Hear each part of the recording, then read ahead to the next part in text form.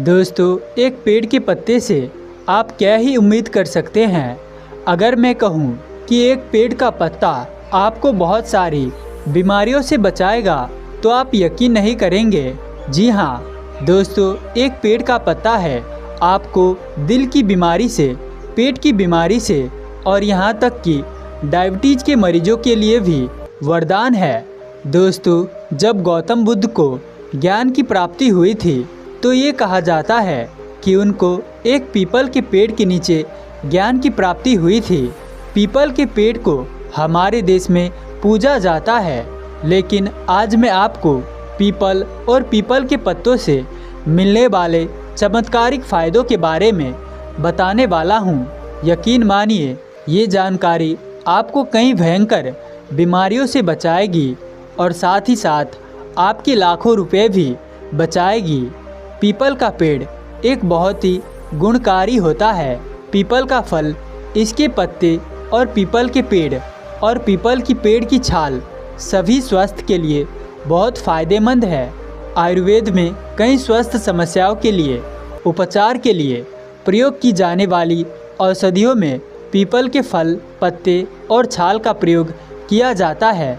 ऐसा इसलिए क्योंकि इनमें विभिन्न औषधीय गुण पाए जाते हैं। आपने अक्सर लोगों को सुबह खाली पेट इनका सेवन करते देखा होगा। यहाँ तक कि कई समस्याओं को दूर करने के लिए इनका पेस्ट बनाकर भी लिया जाता है। बहुत से लोग पीपल के पत्ते का सीधे तौर पर सेवन करते हैं, वहीं कुछ लोग इसके रस या अक्कर का सेवन करते हैं। लेकिन क्या कभी आपने इसके पत्तों को उबालकर सेवन किया है? हम में से ज़्यादातर लोग ये नहीं जानते कि पीपल के पत्ते उबालकर पीने से न सिर्फ गंभीर रोगों के उपचार में मदद मिलती है, बल्कि ये स्वास्थ्य के लिए भी बहुत लाभदायक है। तो जानिए पीपल के पत्ते किस तरह सेहत को सुधारने में मदद करते हैं। एक बार एक ऋषि और एक शिष्य के बीच वार्तालाप हुई। ऋषि ने शिष्यों को आयुर्वेद का ज्ञान देते हुए अपने सभी शिष्यों से कह रहे थे कि गौतम बुद्ध जिस पेड़ के नीचे ज्ञान की प्राप्ति की थी, उसी पेड़ की पत्ती हमारे शरीर के लिए अमृत है। फिर वो ऋषि कहते हैं पीपल के पेड़ के पत्तों का फ़ायदा बताते हुए कि सबसे पहला फ़ायदा है आपके पाचन क्रिया को मिलता है। पीपल के पत्तों को उबाल के पीने से आपका पाचन तंत्र मजबूत होता है। और ये मैं नहीं कहता कि पीपल के पत्ते आपके पाचन तंत्र के लिए फ़ायदेमंद है, बल्कि ये हमारा आयुर्वेद भी कहता है कि पीपल के पत्तों में कुछ ऐसे गुण होते हैं जो किसी भी इंसान की कब्ज़ को दूर करने में ताकत रखती है। अगर किसी इंसान को दस्त है तो पीपल का पत्ता वहाँ भी फ़ायदा देता है और साथ ही साथ इंडाइजेशन की समस्या से भी आपको निजात दिलवाता है। इसके बाद वो गुरु अपने सभी शिष्यों को कहते हैं कि अगर आप में से किसी को ऐसी समस्या है या फिर आपके आसपास किसी को ऐसी समस्या है तो आप पीपल के पत्तों को उबालकर उसकी चाय पीना शुरू कर दीजिए। इससे आपको बहुत जल्दी आपकी समस्या से निजात मिलेगा। इसके बाद वो ऋषि कहते हैं कि बेटा, इसका दूसरा फ़ायदा है आपके दिल के हेल्थ को मिलता है। पीपल के पत्तों की चाय पीने से आपके शरीर का बैड कोलेस्ट्रॉल कम हो जाता है, साथ ही आपका ब्लड प्रेशर कंट्रोल में रहता है। आपके दिल की नसें में हुए ब्लॉकेज को ये सही से साफ करता है। इसका मतलब ये है कि कुल मिलाकर ये आपके दिल से संबंधित सभी बीमारियों को रोकता है, आपको हार्ट अटैक जैसी बीमारियों से बचाता है। तो ऐसे में अगर आपका कोलेस्ट्रॉल बढ़ा हुआ रहता है, आपका ब्लड प्रेशर हाई रहता है, तो आप सप्लीमेंट के रूप में पीपल के पत्तों की चाय पीना शुरू कर दीजिए, आपको राहत मिलेगी। इसके बाद ऋषि कहते हैं कि पीपल के पत्तों का तीसरा फ़ायदा ये है कि ये शुगर के मरीजों के लिए वरदान के रूप में साबित होता है। पीपल के पत्तों में हाइपोग्लोसिस होते हैं और इसी गुण की वजह से जो आपकी शुगर बढ़ी हुई होती है वो कंट्रोल में आती है। तो ऐसे में अगर आप डायबिटीज़ के मरीज हैं और कुछ ऐसी आयुर्वेदिक चीज़ इस्तेमाल करना चाहते हैं जो आपको फ़ायदा भी दे और नुकसान भी ना करे, तो आप इसका इस्तेमाल ज़रूर कर सकते हैं। आप पीपल के पत्तों की चाय बनाकर पीना शुरू कीजिए। इससे आपको बहुत ही जल्दी आराम मिलना शुरू हो जाएगा। इसके बाद वो ऋषि चौथा फ़ायदा बताते हुए कहते हैं कि ये आपके लिए भी फ़ायदेमंद है और ये उन लोगों के लिए भी फ़ायदेमंद है जो अस्थमा या सांस फूलने की बीमारी से ग्रस्त हैं। तो ऐसे में अगर किसी को अस्थमा है या किसी के फेफड़े में बीड़ी सिगरेट पीने से बलगम जम गया है, सांस लेने में परेशानी होती है, तो पीपल के पत्तों में पाए जाने वाले एक्सपेक्टेंट प्रॉपर्टीज़ की वजह से फेफड़ों में जमा हुआ बलगम साफ होने लगता है और सांस लेने में आसानी होती है। इसके बाद ऋषि अपने सभी शिष्यों को कहते हैं कि इसका पांचवा फ़ायदा ये है कि हमारे शरीर को ये डिटॉक्स यानी कि साफ भी करता है। आपके बॉडी में, आपके ब्लड में जो नुकसानदेह टॉक्सिन जमा हुआ है, पीपल के पत्ते इनको बॉडी से बाहर निकालने का काम भी करता है, जिससे हमारी शरीर और हमारा ब्लड दोनों साफ हो जाते हैं।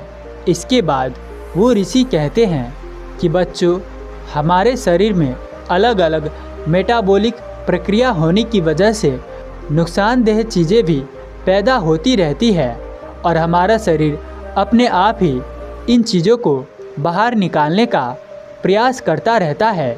और ये स्किन किडनी आंतों के जरिए होता है, लेकिन कई बार कुछ गलत खान पान की वजह से, कुछ उल्टा सीधा खाने की वजह से कई बार हमारा शरीर इन चीज़ों को पूरी तरह से बाहर नहीं निकाल पाता है और ऐसे में ये धीरे धीरे हमारे शरीर में जमा होने लगता है और इस कारण आपको बहुत बड़ी बीमारियां हो सकती है।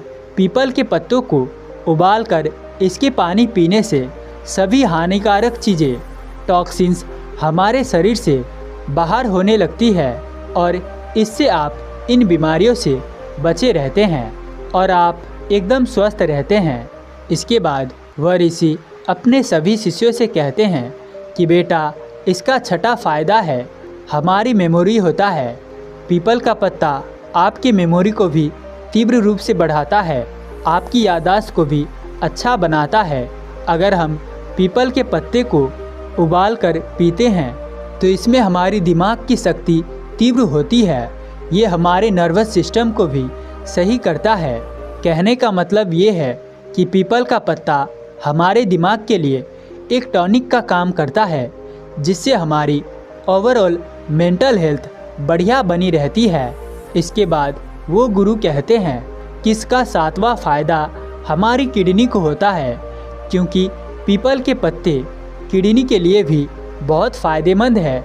जिन लोगों की किडनी ठीक से काम नहीं करती है, कमज़ोर हो जाती है, तो ऐसे लोगों को पीपल के पत्तों को उबालकर उसकी चाय पीनी चाहिए। इससे उनकी किडनी की कई सारी समस्याएं दूर हो जाती है। इसके बाद वो ऋषि सभी से कहते हैं कि बच्चों, ये थे पीपल के पत्ते के 7 सबसे बड़े फ़ायदे। इसके बाद वो ऋषि अपने सभी शिष्यों को बताते हुए कहते हैं कि चलिए अब हम जानते हैं कि पीपल के पत्तों को कैसे उबालना है, आप कैसे उनकी चाय बनाकर इस्तेमाल कर सकते हैं। पत्तों की चाय बनाने के लिए आपको 2 कप पानी लेना है और उसमें 2-3 हरे छोटे छोटे पीपल के पत्ते तोड़कर मड़ोड़कर उसमें डाल देना है और इसके बाद इस पानी को उबाल लेना है। आपने इसमें 2 कप पानी लिया था, अब आपको इस पानी को तब तक उबालना है जब तक ये 2 कप की जगह 1 कप पानी ना बन जाए। जब ये आधा रह जाए तो उसके बाद में आपको इस पानी को छान लेना है और इसको ठंडा होने के लिए छोड़ देना है।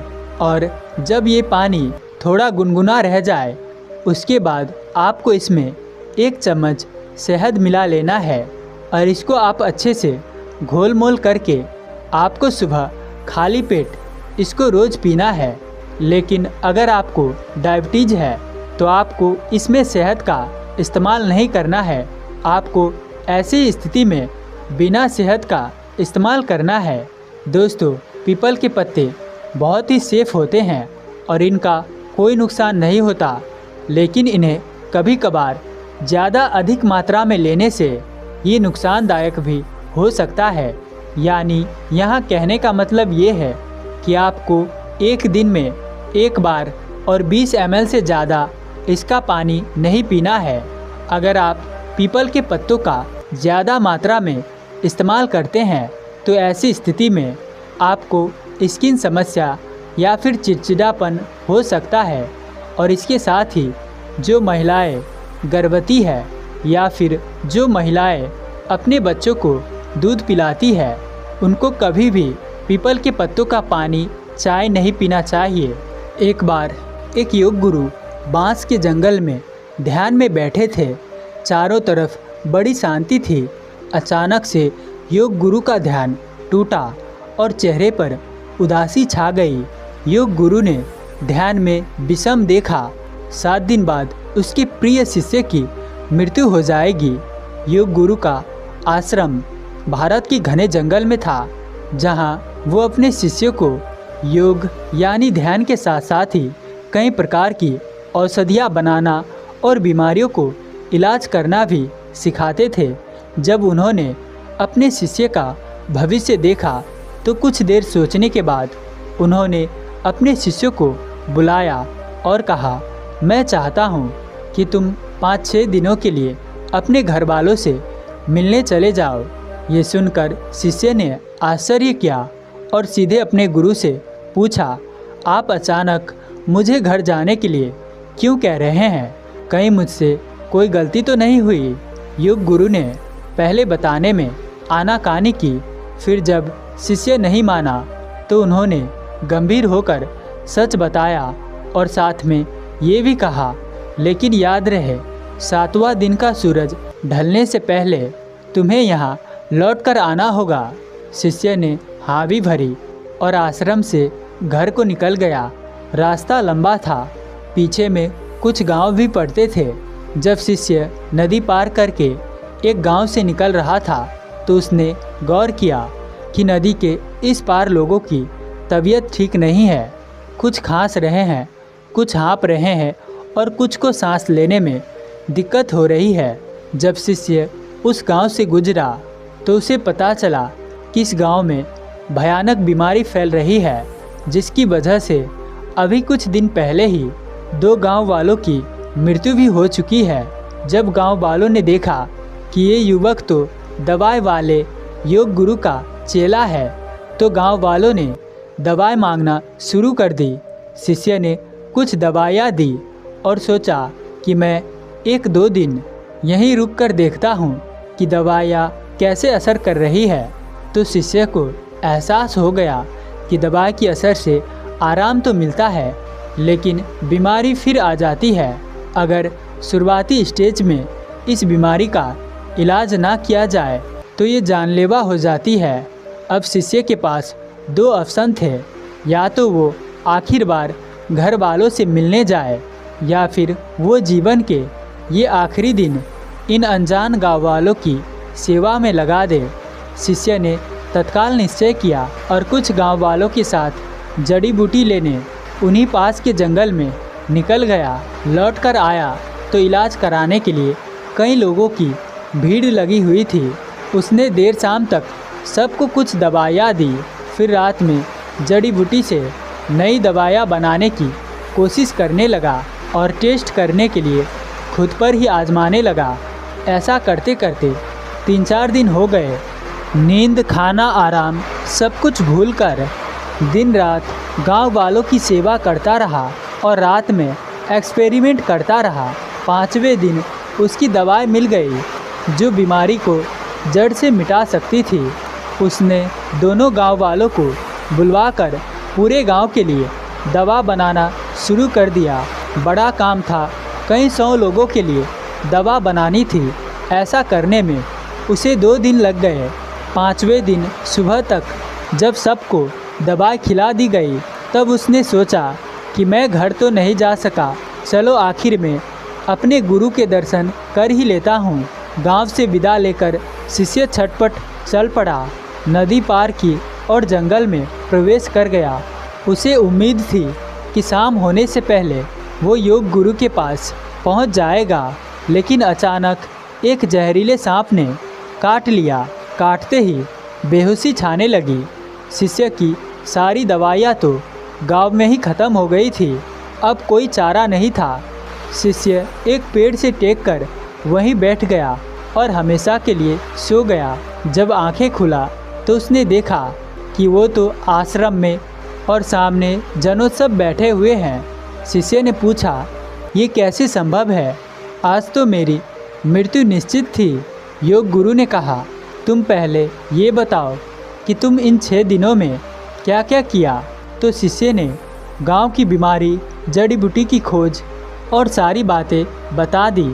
फिर योग गुरु ने अपने शिष्यों को आशीर्वाद दिया और बोले, कर्म हमारे साथ चलते हैं, जैसा हम करते हैं वैसा ही हम बनते जाते हैं। जब तुमने दवाई खोजने के लिए विभिन्न प्रकार की जड़ी बूटियाँ खुद से बनाई, खुद खोज की, तब उनमें से कुछ जहरी भी थी।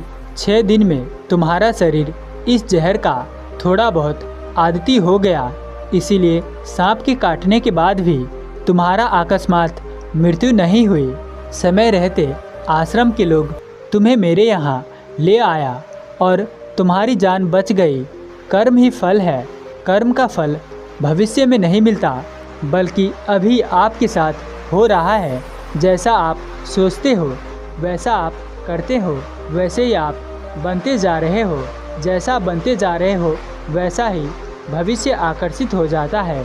दोस्तों, इस कहानी से एक और बहुत ज़रूरी सीख है, कोई कोशिश खाली नहीं जाती, क्योंकि कोशिश करने वाला बदल जाता है।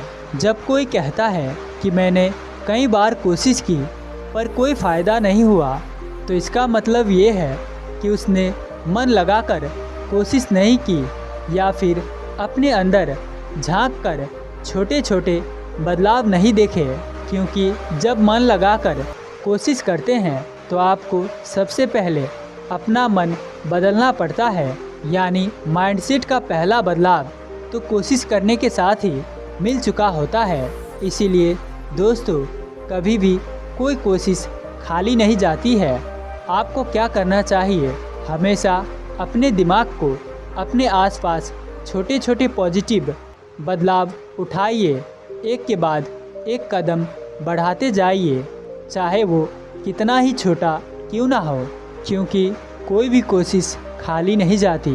दोस्तों, अगर आपको इस संदर्भ से कुछ सीखने को मिला हो तो वीडियो को लाइक कीजिए और चैनल को सब्सक्राइब कर देना, और साथ ही साथ हमारे साथ अंत तक बने रहने के लिए मैं किशन शर्मा आप सभी का दिल से बहुत बहुत धन्यवाद करता हूं। तो चलिए मिलते हैं ऐसी किसी और नए संदर्भ के साथ। तब तक के लिए अपना ख्याल रखें। धन्यवाद।